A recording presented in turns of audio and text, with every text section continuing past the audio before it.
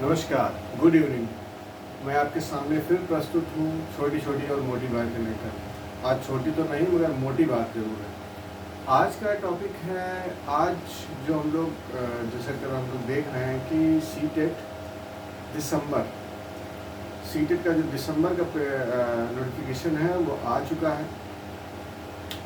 और दिसंबर की नोटिफिकेशन के अनुसार हम लोग की तैयारी के लिए केवल 2.5 महीने मिले हुए हैं। इन 2.5 महीनों में हम लोग किस तरह से तैयारी करें, क्या स्ट्रेटजी लेना चाहिए। स्ट्रेटजी के वीडियो मैंने पहले से भी अपलोड कर रखा है, इस पे अपने चैनल पे अपलोड कर रखा है, आप देख सकते हैं। स्ट्रेटजी के अलावा स्ट्रेट फॉरवर्ड क्वेश्चंस जो आपने अपने ट्रेनिंग पीरियड में कुछ ना कुछ विकास, मतलब इस चीज़ें पेडोलॉजी के बारे में आपने पढ़ा होगा। पेडोलॉजी और CDP फुल फॉर्म क्या होता है इसका, क्या क्या इसके एलिमेंट हैं, क्या विकास होता है। सीटेट के सिलेबस के अनुसार बिल्कुल मैंने डिज़ाइन किया है इसको। सीटेट का जैसा सिलेबस होता है, जैसे क्वेश्चंस पूछे जाते हैं उसी तरह से मैंने इसको डिज़ाइन किया है। सीटेट, जहाँ तक मेरा एक्सपीरियंस है, मैंने 2 बार सीटेट, 2 बार यूपीटेट और 2 बार राजस्थान टेट निकाला हुआ है। तो मेरा एक्सपीरियंस आपको काम आ सकता है। तो देखिए, CDP के बहुत से वीडियो आपको दिखाई पड़ेंगे। शायद ये मेरा वीडियो शायद आपको ज़्यादा अच्छा लगे, या आपको अच्छा लगे तो आप कमेंट करिए, तो मैं इसको और अच्छा करने की कोशिश करता हूँ। तो आज का टॉपिक है, आप जैसा मैं आप पीछे देख रखे हैं, सीटेट दिसंबर एडिशन। ठीक है, दिसंबर सीटेट जो दिसंबर में आने वाला है, तो ये सितंबर चल रहा है और दिसंबर आने वाला है, तो आप समझ सकते हैं कि लगभग हमारे पास 2.5 महीने का समय है। 2.5 महीने के समय में हम लोग CDP को बिल्कुल straight forward point two point पढ़ेंगे, क्योंकि पॉइंट टू पॉइंट यदि नहीं पढ़ेंगे तो हम लोगों का यदि हम लोग इधर उधर भटके तो ज़रूर आप देखते हो सीटेट का रिजल्ट किस तरह से आता है। तो यदि आगे आप सीटेट देखिए, सीटेट तो आप दीजिए, ठीक है। एक बात और, एक इन्फॉर्मेशन आपके लिए, सीटेट तो आप पूरे मन से दीजिए, क्योंकि यूपी में तो सीटेट वैलिड है, ठीक है। मगर कोई भी और स्टेट में आप जाना चाहते हैं या फिर आप किसी और स्टेट के निवासी हैं, तो अपना स्टेट टेट भी वहाँ से दीजिए, क्योंकि जैसा हरियाणा में हुआ वैसा सीटेट के साथ और भी राज्यों में सीटेट, हरियाणा, राजस्थान और झारखंड, इस जो विवाद आसपास के हमारे पड़ोसी, मैं तो यूपी से हूँ, मगर आसपास में जो विवाद फैला हुआ है सीटेट के विषय में, उस विषय में आपको अवेयर कर देना चाहता हूँ कि सीटेट तो आप पास करिए, मगर आपका स्टेट टेट जो आता है, क्योंकि आपको उस स्टेट में नौकरी करनी है, तो यदि स्टेट टेट आता है तो उसको भी आप प्राथमिकता पे लेंगे और उसको बहुत अच्छी तरह से देंगे। अच्छा चलिए, सीटेट और लगभग टॉपिक सेम रहते हैं, पूछने का तरीका अलग हो जाता है, ठीक है। CDP एक बहुत ही बड़ा टॉपिक है, उससे मैं निचोड़ करके जो इम्पोर्टेंट टॉपिक है, बिल्कुल सीधे क्वेश्चंस पूछे जाते हैं, वो मैं आपके बारे में आपके सामने लेके आया हूँ, ठीक है। देखिए, CDP दिसंबर, आपका CDP, ये 3 अक्षरों का जो शब्द है ये है बहुत बड़ा। देखिए, CDP, C से चाइल्ड, D से डेवलपमेंट और P से पेडोलॉजी, ठीक है। ये तीनों का है, आप हिंदी में भी देख सकते हैं, बाल विकास एवं शिक्षा शास्त्र। बाल विकास एवं शिक्षा शास्त्र। तो हमें किसके बारे में पढ़ना है? बालक का विकास कैसे होता है, बालक के विकास को कौन प्रभावित कर सकता है, प्लस बालक का विकास तो होगा, विकास के साथ हमें अपनी शिक्षा, उसको सिखाना कैसे है, अब शिक्षा कैसे ग्रहण करेगा, कौन सी टेक्निक यूज करी जाएगी जिससे हम एक प्रभावी शिक्षण कर सकें, प्रभावी, ठीक है। तो ये पेडोलॉजी होता है। आप बालक के विकास के बारे में तो अध्ययन करेंगे, बालक के विकास के बारे में तो डॉक्टर भी अध्ययन करता है कि बालक का विकास, यदि बच्चों का डॉक्टर है तो वो चाइल्ड डेवलपमेंट का अध्ययन करेगा। चाइल्ड डेवलपमेंट के अलावा हम लोग क्या करना है, शिक्षा शास्त्र, क्योंकि हम लोग शिक्षा शास्त्री हैं, हम लोग शिक्षक बनने वाले हैं, तो हम लोग शिक्षा शास्त्र भी पढ़ेंगे कि शिक्षा शास्त्र का मतलब शिक्षा कैसे दी जाए, बच्चों को प्रभावी ढंग से शिक्षा कैसे दी जाए। तो CDP का full form child development and pedology, ठीक है। तो ये देखिए, पहला मैंने दे रखा है। अब देखिए, चाइल्ड डेवलपमेंट, डेवलपमेंट मीन्स होता है विकास, और विकास एक बहुत ही बड़ी प्रक्रिया है जो जन्म के पहले से लेकर, माँ के गर्भ से लेकर कब्र तक, जब तक हम खत्म नहीं हो जाते, हमारी मृत्यु नहीं हो जाती, तब तक विकास चलता रहता है। क्वेश्चंस ये आते हैं यूपीटेट में कि वृद्धि और विकास में अंतर बताइए, मगर यहाँ पर वृद्धि और विकास में अंतर ना पूछ के विकास के बारे में आप पूछता है। और सीटेट का आप सिलेबस उठा के देख लीजिए तो उसमें प्राइमरी के CDP for primary level, CDP for elementary level, elementary ये लोग 6 to 8 बोल रहे हैं और प्राइमरी लेवल 1 to 5 बोल रहे हैं। दो स्तर पे ये लोग कराते हैं, मगर सीडीपी के जो स्तर है वो दो तरह से हैं। सीडीपी ओवरऑल टॉपिक वही है, मगर इनके पूछने का तरीका ये अलग है, डिफरेंट है। यदि जब क्वेश्चन आएंगे तब मैं बताऊंगा कि इसमें जो क्वेश्चन का आंसर है वो उनके एज के अनुसार, उनकी क्लास के अनुसार देते जा, मतलब हम लोगों को देना है, अटेम्प्ट करना है जब पेपर को, तो उनके हम किस लेवल का अटेम्प्ट कर रहे हैं। ठीक है, ये नहीं है कि प्राइमरी में पढ़ के आप सीटेट प्राइमरी वाले जो ऑप्शन होंगे वो आपको जूनियर में भी दिखेंगे, मतलब कि आपको एलिमेंट्री लेवल में सेकंड पेपर में भी दिखेंगे।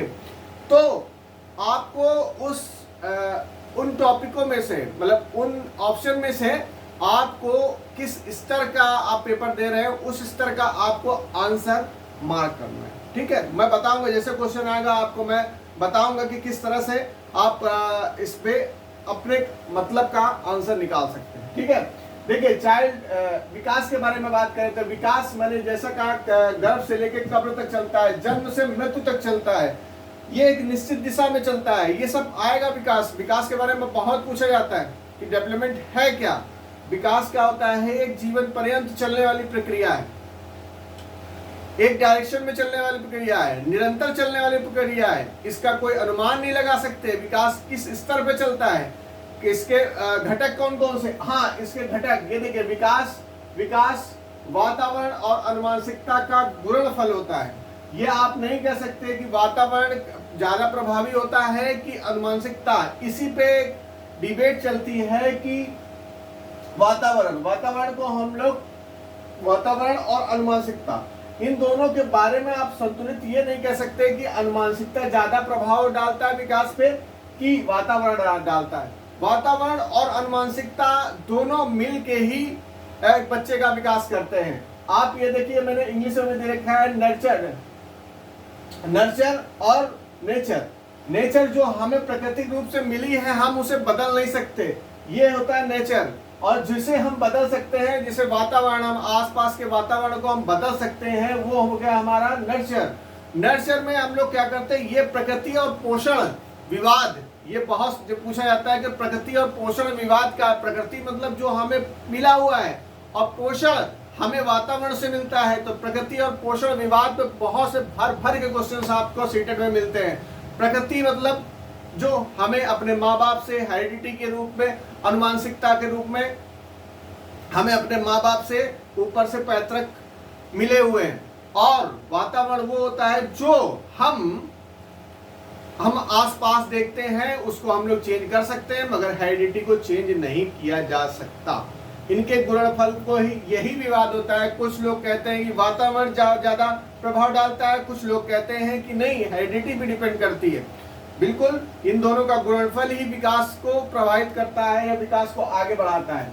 देखिए, अनुवांशिकता क्या है, इंग्लिश में हेरिडिटी बोलते हैं, तो अनुवांशिकता क्या है, माता पिता के गुण जो हमें माता पिता के गुण, जो गुण सूत्रों से जो गुण निकल के आते हैं, वही वो हमें मिलते हैं। ठीक है, तो वो अनुवांशिकता कितना गुणी है, कोई भी बच्चा है वो उसकी कद काठी, उसके गुण, वो सब उनके माँ बाप से, किसी के माँ बाप से उनको, उस बच्चे को प्राप्त होते हैं। ठीक है, ये हो गया हेरिडिटी। गुणसूत्र, क्रोमोसोम्स आपके बात कर लेते थे, ये भी, इसके बारे में भी कई क्वेश्चंस आते हैं कि कितने गुणसूत्र होते हैं। आपके सामने लिखा हुआ है 46 गुणसूत्र होते हैं, क्रोमोसोम्स होते हैं।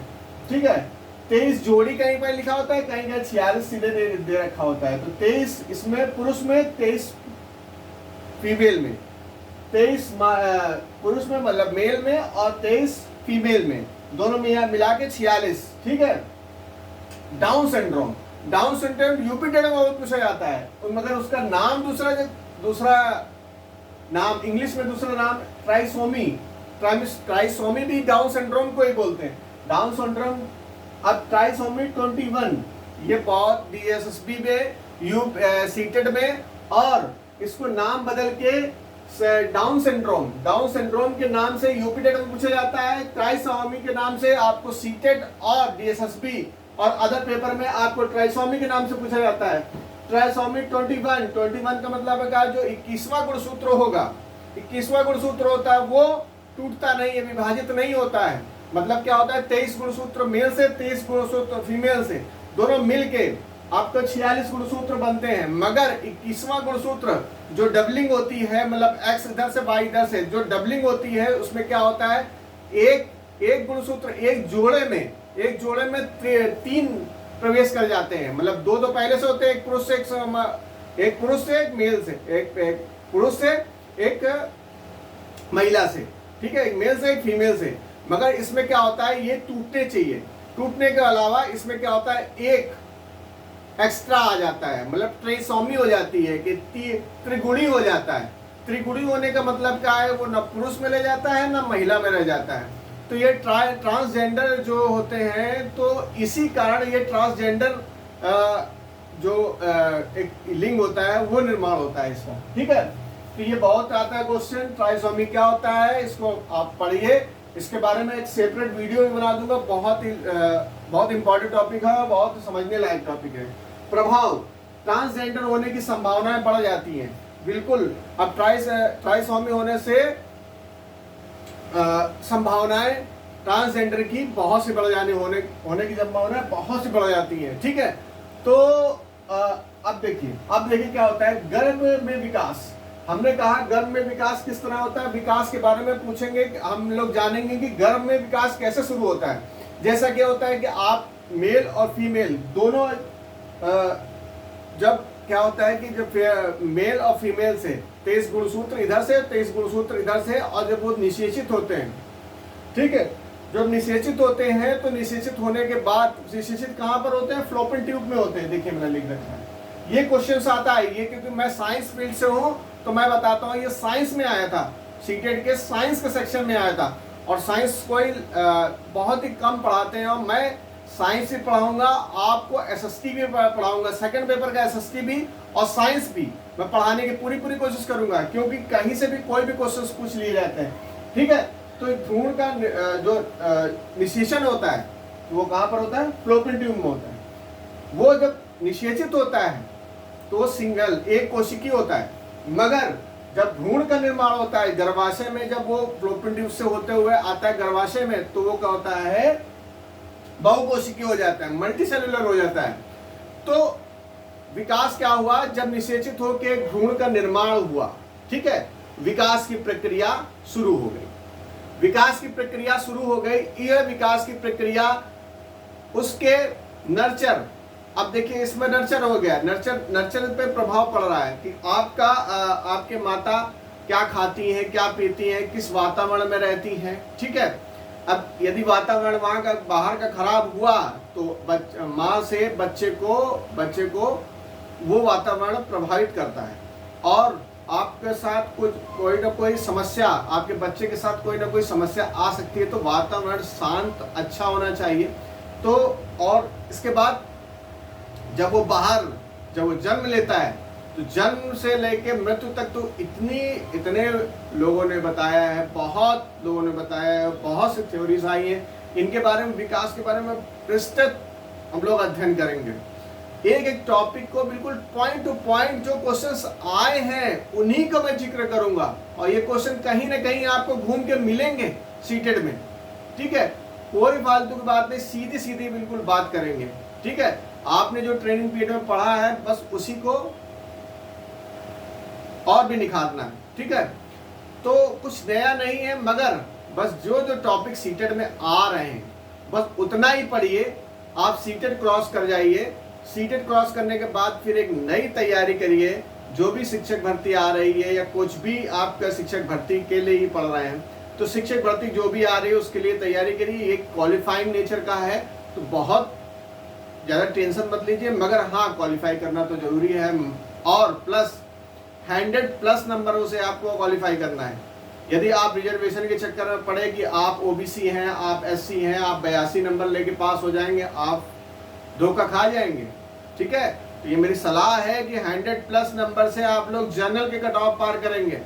मैंने प्रीवियस वीडियो में भी ये बता रखा है, यदि आप जनरल की कट ऑफ पार नहीं करेंगे तो आप बिहार टेट में नहीं बैठ सकते, बिहार की जो शिक्षक भर्ती आएगी वहां नहीं बैठ सकते। ओबीसी एससी को बता रहा हूं मैं। यदि आप 82 नंबर लेके आप पास हो जाते हो अपने स्टेट में, या आप सीटेट में पास हो जाते हो, मगर आप अदर स्टेट जाओगे, आप कोई भी अदर स्टेट जाओगे, आप जनरल काउंट होगे। वहां पर जनरल काउंट होगे तो आपको वही फिर दिक्कत होगी वही। तो आप 90+ करके आप जनरल की कट ऑफ पार करिए। ठीक है, कोई भी 92 टारगेट लेके नहीं चलेगा। 92 टारगेट आप लेके चलेंगे तो आप निश्चित ही रूप से आप फेल हो जाएंगे, उस पर डिस्क्वालीफाई हो जाएंगे। ठीक है, आप 100+ लेके जाएंगे, सामान्य जो जनरल कट ऑफ होती है उसको आप क्रॉस करेंगे। कोई भी बच्चा, कोई भी मेरे से जो मेरा वीडियो देख रहा है, मैं वो बहुत मोटिवेट करता हूं कि आपको 100+ नंबर लाने हैं। ये समझिए कट ऑफ मेरी 100+ में है, आप दिमाग सेट कर लीजिए 100+ में है। 82 पे पास करना कोई बड़ी बात नहीं है। 82 पास करने के बाद ये आप स्टेट लेवल भी अंदर ही रह जाएंगे। यदि कोई और उथल पुथल हुई तो आप पीछे हट जाएंगे, पीछे पड़ जाएंगे। ठीक है, इस वजह से मेरी एक सलाह है, एक टॉपिक बिल्कुल कायदे से निचोड़ के हम लोग पढ़ेंगे, जिससे सीटेड आपका आराम से क्रॉस हो जाएगा। ये मेरा वादा है आपसे। ठीक है, आज से मैं रेगुलर क्लासेस कोशिश करूंगा, मैं रेगुलर क्लासेस देता रहूं मैं आपको। और मेरी यदि क्लास आपको पसंद आती है तो मुझे कमेंट करिए, मैं और भी मोटिवेट हूँ कि आपके साथ और भी ज़्यादा वीडियो, एक दिन में 2-2, 3-3 वीडियो बनाने की कोशिश करूँगा। आज के लिए बस इतना ही। विकास के बारे में एक बहुत ही ब्रॉड वे में एक समझ बैठा रही है, विकास है क्या। ठीक है, विकास के बारे में अब बहुत से ज़्यादा ये सीटेट का मैंने सिलेबस खोला, सीटेट के सिलेबस के साथ जस्ट ऊपर ये टॉपिक ये लिखा हुआ था। देखिए ये सीटेट यानी का सीटेट सीडीपी प्राइमरी लेवल, और दूसरा पूछेंगे देखेंगे तो उसमें एलिमेंट्री लेवल लिखा है, सीडीपी एलिमेंट्री लेवल। तो मैंने कहा चलो पहले विकास को ही बता दिया जाए कि विकास है क्या, सीडीपी है क्या। ठीक है, आज से हम लोग शुरू करते हैं। यदि आपकी कमेंट अच्छा रहेगा, आपका रिस्पॉन्स अच्छा रहेगा, तो मैं आगे भी वीडियोस बनाता रहूँगा। और बस आज के लिए इतना। और आप यदि वीडियो मेरा शेयर करते हैं, देखते हैं और मुझे सब्सक्राइब करते हैं तो मुझे और भी अच्छा लगेगा कि नहीं, मेरा प्रयास आपके लिए अच्छा है और आप इस प्रयास को सराहना देते हैं। ठीक है, आज के लिए इतना ही। Thank you. ओके।